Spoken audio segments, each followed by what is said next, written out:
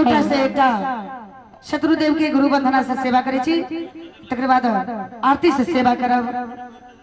आरती से भगवान के दरबार में सबको जल फूल लेके जाइए, अगरबत्ती से आरती देखाबैया भगवान सबके। तो सबसे पहले गुरु के चरण में हम सब सखी मिलके छोटा से एकटा गुरु बंधना से सेवा करे छी और अपने सब शांति दादा के बैसू। भगवान के दरबार में बहुत सुंदर से देखियो हमर मेला कमेटी सब भैया सब कते व्यवस्था केने छथिन, जते सुंदर पंडाल सजेने छथिन, जेमे सब हमर भक्त भगवान सब सुख करता और शांति दान दाका और कबीर लीला के आनंद लियो।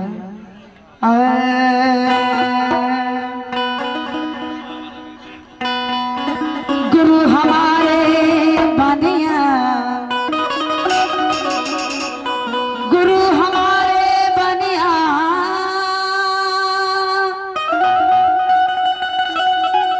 सत की करत विपारे, बिन डगटी बिन पलरा, तोलन जजई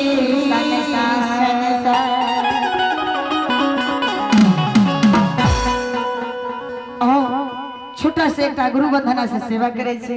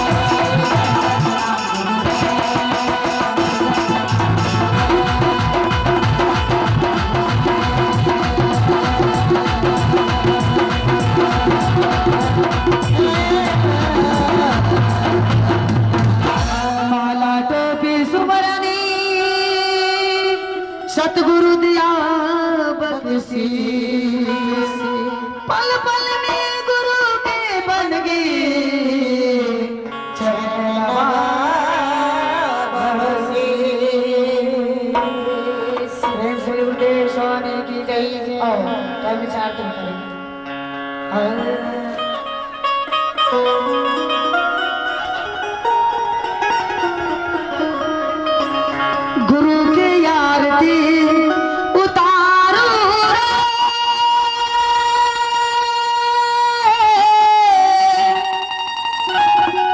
सतगुरु साहिब के पिया के आर की आरती उतारो सतगुरु साहिब की गुरु की आरती उतारो रे सतगुरु साहिब के जय जय सतगुरु साहिब जय जय जय जय जय सतगुरु साहिब जय जय राम आरती उतारो रे सतगुरु साहिब की पिया के आरती उतारो रे सतगुरु साहिब की जय जय सतगुरु साहिब जय सच्चिदानंद जय जय सतगुरु साहिब जय सच्चिदानंद जय जय सतगुरु साहिब जय सच्चिदानंद